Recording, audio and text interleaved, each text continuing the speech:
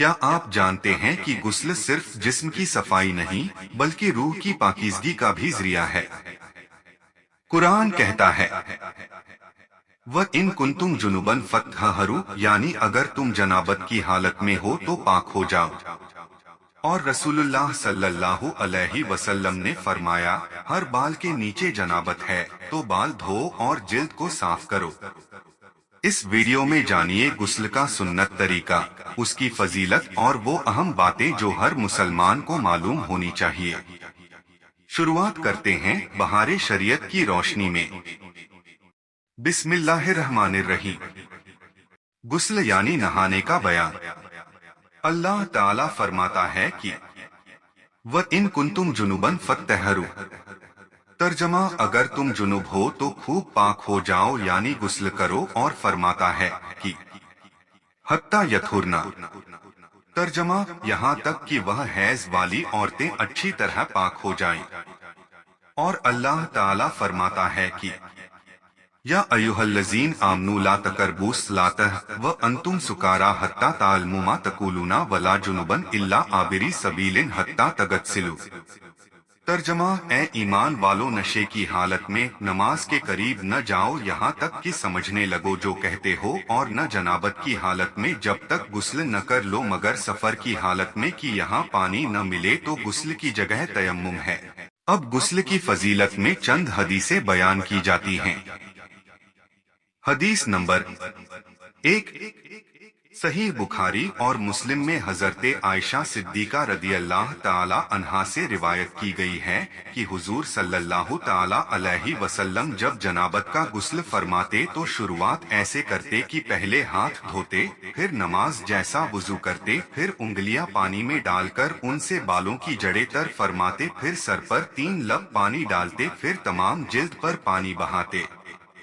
حدیث نمبر 2، انہی کتابوں میں ابن عباس رضی اللہ تعالی عنہما سے مروی ہے کہ ام المومنین حضرت میمونہ رضی اللہ تعالی عنہا نے فرمایا کہ نبی صلی اللہ تعالی علیہ وسلم کے نہانے کے لیے میں نے پانی رکھا اور کپڑے سے پردہ کیا، حضور نے ہاتھوں پر پانی ڈالا اور ان کو دھویا، اور پھر پانی ڈال کر ہاتھوں کو دھویا، پھر داہنے ہاتھ سے بائیں پر پانی ڈالا، پھر استنجا فرمایا، پھر ہاتھ زمین پر مار کر ملا اور دھویا، پھر کلی کی اور ناک میں پانی ڈالا اور منہ اور ہاتھ دھوئے، پھر سر پر پانی ڈالا اور تمام بدن پر بہایا، پھر اس جگہ سے الگ ہو کر پاؤں مبارک دھوئے۔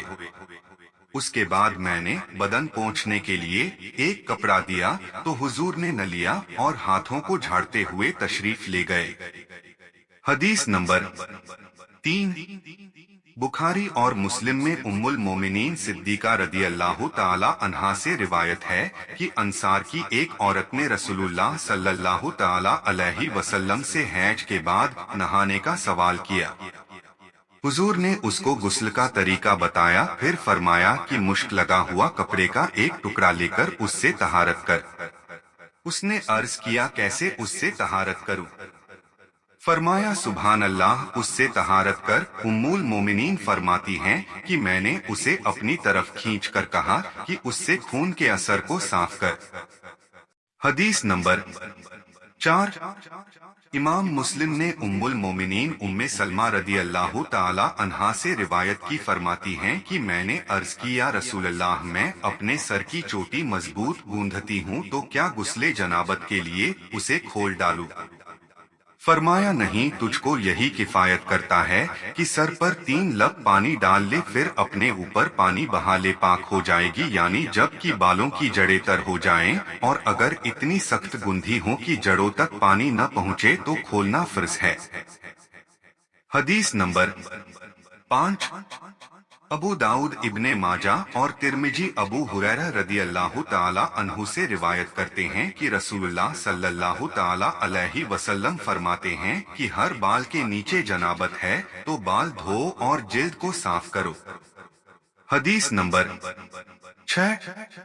और अबू दाऊद ने हजरते अली रदी अल्लाह ताला अन्हु से रिवायत की है कि रसूलुल्लाह सल्लल्लाहु ताला अलैहि वसल्लम फरमाते हैं कि जो शख्स गुस्ले जनाबत में एक बाल की जगह वे धोए छोड़ देगा, आग से ऐसे ऐसा किया जाएगा, यानी अजाब दिया जाएगा। हजरते अली फरमाते हैं कि इसी वजह से मैंने अपने सर के साथ दुश्मनी कर ली। 3 बार यही फरमाया, यानी सर के बाल मुंडा डाले कि बालों की वजह से कोई जगह सूखी न रह जाए। हदीस नंबर 7। असहाबे सुन्ने अरबा ने उम्मुल मोमिनीन सिद्दीका रदी अल्लाह ताला अन्हा से रिवायत की है कि नबी सल्लल्लाहु ताला अलैहि वसल्लम गुस्ल के बाद वुजू नहीं फरमाते। हदीस नंबर 8। अबू दाऊद ने हजरते याला रदी अल्लाह ताला अन्हु से रिवायत की कि रसूलुल्लाह सल्लल्लाहु ताला अलैहि वसल्लम ने एक आदमी को मैदान में नहाते देखा, फिर मिंबर पर तशरीफ ले जाकर अल्लाह की हम्द और सना के बाद फरमाया कि अल्लाह ताला हया फरमाने वाला और पर्दापोश है। हया और पर्दा करने को दोस्त रखता है। जब तुम में कोई नहाए तो उसे पर्दा करना लाजिम है। हदीस नंबर 9। बहुत सी किताबों में बहुतेरे सहाबाए किराम से रिवायत है कि हुजूर अक़दस अलैहिस्सलातु वस्सलाम फरमाते हैं कि जो अल्लाह और पिछले दिन कियामत पर ईमान लाया हम्माम में बगैर तहबंद के न जाए, और जो अल्लाह और पिछले दिन पर ईमान लाया अपनी बीवी को हम्माम में न भेजे। हदीस नंबर 10। उम्मुल मोमिनीन सिद्दीका रदी अल्लाह ताला अन्हा ने हम्माम में जाने के बारे में सरकारे मुस्तफ़ा सल्लल्लाहु ताला अलैहि वसल्लम से पूछा, फरमाया औरतों के लिए हम्माम में खैर नहीं। अर्ज की तहबंद बांध कर जाती हैं। फरमाया अगरचे तहबंद कुर्ते और ओढ़नी के साथ जाएं। हदीस नंबर 11। बुखारी और मुस्लिम में रिवायत है कि उम्मुल मोमिनीन उम्मे सुलैम रदी अल्लाह ताला अन्हा फरमाती हैं कि उम्मे सुलैम रदी अल्लाह ताला अन्हा ने अर्ज की किया रसूलल्लाह, अल्लाह ताला हक बयान करने से हया नहीं फरमाता, तो क्या जब औरत को इहतिलाम हो तो उस पर नहाना है? फरमाया हाँ, जबकि पानी मनी देखे। उम्मे सलमा रदी अल्लाह ताला अन्हा ने मुंह ढांक लिया और अर्ज की किया रसूलल्लाह, क्या औरत को इहतिलाम होता है? फरमाया हाँ, ऐसा न हो तो किस वजह से बच्चा माँ की तरह होता है। फायदा उम्महातुल मोमिनीन को अल्लाह ताला ने हुजूर अक़दस सल्लल्लाहु ताला अलैहि वसल्लम की खिदमते आलिया में हाजिरी से पहले भी इहतिलाम से महफूज रखा था, इसलिए कि इहतिलाम में शैतान दखल देता है और शैतान की मुदाखिलत से अज़वाजे मुतहरात पाक हैं। इसीलिए उनको हजरते उम्मे सुलैम के इस सवाल पर तअज्जुब हुआ। हदीस नंबर 12। अबू दाऊद और तिर्मिजी हजरते आयशा सिद्दीका रदी अल्लाह ताला अन्हा से रिवायत करते हैं कि रसूलुल्लाह सल्लल्लाहु ताला अलैहि वसल्लम से सवाल हुआ कि मर्द तरी पाए और इहतिलाम याद न हो। फरमाया गुस्ल करे, और उस आदमी के बारे में पूछा गया कि ख्वाब का यकीन है और तरी असर नहीं पाता। फरमाया उस पर गुस्ल नहीं। उम्मे सुलैम ने अर्ज की कि औरत तरी को देखे तो उस पर गुस्ल है। फरमाया हाँ, औरतें मर्दों की तरह हैं। हदीस नंबर 13। तिर्मिज़ी में उन्हीं से रिवायत है कि रसूलुल्लाह सल्लल्लाहु ताला अलैहि वसल्लम फरमाते हैं कि मर्द के खतने की जगह हशफा औरत के मकाम में गायब हो जाए तो गुस्ल वाजिब हो जाएगा। हदीस नंबर 14।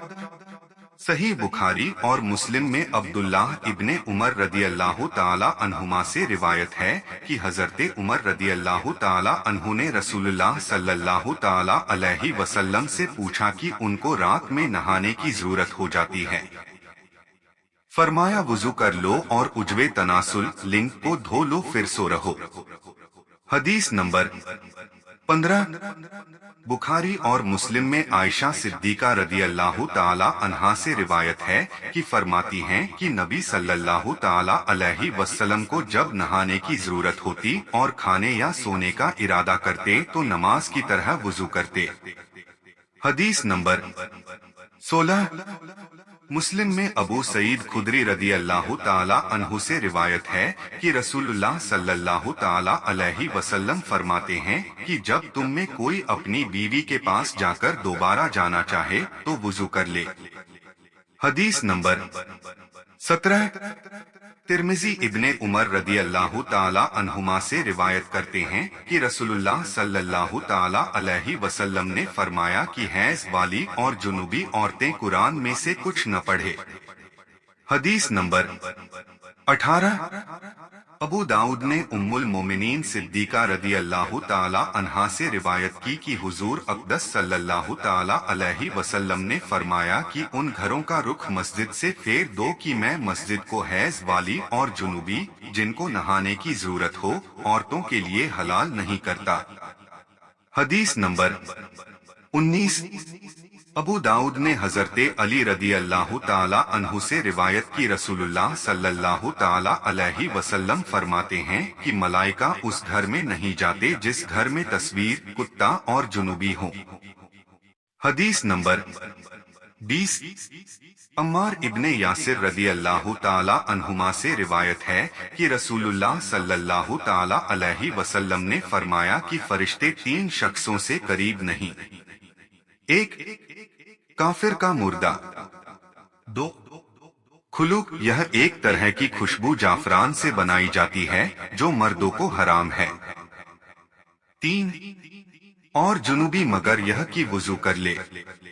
हदीस नंबर 21। इमाम मालिक ने रिवायत की कि रसूलुल्लाह सल्लल्लाहु ताला अलैहि वसल्लम जो खत अम्र इब्ने हज़म को लिखा था कि कुरान न छुए मगर पाक शख्स। हदीस नंबर 22। इमाम बुखारी और इमाम मुस्लिम ने इब्ने उमर रदी अल्लाह ताला अन्हुमा रिवायत की कि रसूलुल्लाह सल्लल्लाहु ताला अलैहि वसल्लम ने फरमाया कि जो जुमे को आए चाहिए कि वह गुस्ल कर ले। गुस्ल के मसाइल। गुस्ल के फर्ज होने के असबाब बाद में लिखे जाएंगे। पहले गुस्ल की हकीकत बयान की जाती है। गुस्ल के 3 जुज हैं, अगर उनमें से एक में भी कमी हुई गुस्ल न होगा। चाहे यूं कहो कि गुस्ल के 3 फर्ज हैं।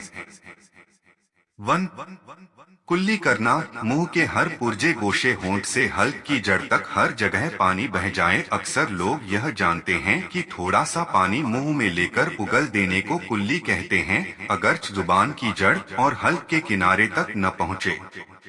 ऐसे गुस्ल न होगा। न इस तरह नहाने के बाद नमाज जायज, बल्कि फर्ज है कि दाढ़ों के पीछे, गालों की तह में, दांतों की जड़ और खिड़कियों में जुबान की हर करवट में हल्क के किनारे तक पानी बहे।